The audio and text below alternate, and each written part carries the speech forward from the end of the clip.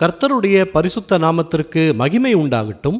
இந்த நாளிலும் கர்த்தர் நமக்கு தரக்கூடிய நல்வார்த்தை மத்தேயு 5வது அதிகாரம் 14வது வசனம்.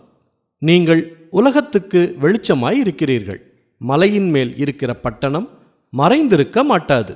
பிரியமானவர்களே, கர்த்தராகிய இயேசு கிறிஸ்து உங்கள் உள்ளத்தில் தங்கி இருக்கும்போது அவர் ஒளியாய் இருக்கிறார். உங்களை பிரகாசமாய் மாற்றுகிறார். அந்த பிரகாசம் மற்றவர்களுக்கு வெளிச்சத்தை கொடுக்கும். உதாரணமாக, இருளில் இருக்கிறபோது ஒரு விளக்கை கொளுத்தி வைக்கும்போது அல்லது ஒரு லைட்டை சுவிட்ச் ஆன் செய்யும்போது அந்த இருள் விலகும், வெளிச்சம் பிறக்கும்.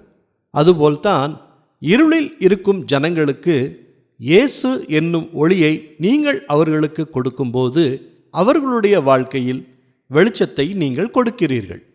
இன்றைக்கும் இயேசுவை மற்றவர்களுக்கு அறிவிக்க, சுவிசேஷம் சொல்ல நாம் தயங்குகிறோம். அப்படி இல்லாமல் தைரியமாக இயேசு நமக்கு செய்த அற்புதங்களை, நாம் பெற்றுக்கொண்ட நன்மைகளை மற்றவர்களுக்கு சொல்லுவோம். அவர்கள் வாழ்விலும் அந்த நன்மைகள் இயேசு கிறிஸ்து மூலம் கிடைக்கட்டும். ஜெபிப்போமா? நல்ல தகப்பனே, இந்த நல்ல வார்த்தையை நீங்கள் கொடுத்ததற்காக நன்றி செலுத்துகிறோம். இப்பொழுதும் நீங்கள் எங்கள் உள்ளத்தில் தங்கியிருந்து எங்களுக்கு ஒளியாய் இருக்கிறீங்க, எங்களை பிரகாசமாய் வைத்திருக்கிறீங்க. அந்த பிரகாசத்தின் மூலமாக மற்றவர்களுக்கு நாங்கள் வெளிச்சத்தை கொடுக்கிற பிள்ளைகளாக எங்களை நீங்கள் வைத்திருக்கிறதுக்காக நன்றி செலுத்துகிறோம். நாங்கள் பெற்றுக்கொண்ட நன்மையைப் போல மற்றவர்களும் அவர்களுடைய வாழ்க்கையில் நன்மையை பெற்றுக்கொள்ள நாங்கள் தைரியமாக சுவிசேஷத்தை சொல்ல எங்களுக்கு நல்ல ஞானத்தையும் தைரியத்தையும் புத்தியையும் தாங்க. எல்லா துதி கன மகிமை எல்லாவற்றையும் உமக்கே செலுத்துகிறோம்.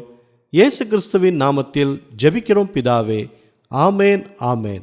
இந்த நல்வார்த்தையை மற்றவர்களுக்கும் பகிர்ந்து அவர்களுடைய வாழ்க்கையிலும் ஆசீர்வாதம் பெறச் செய்யுங்கள்.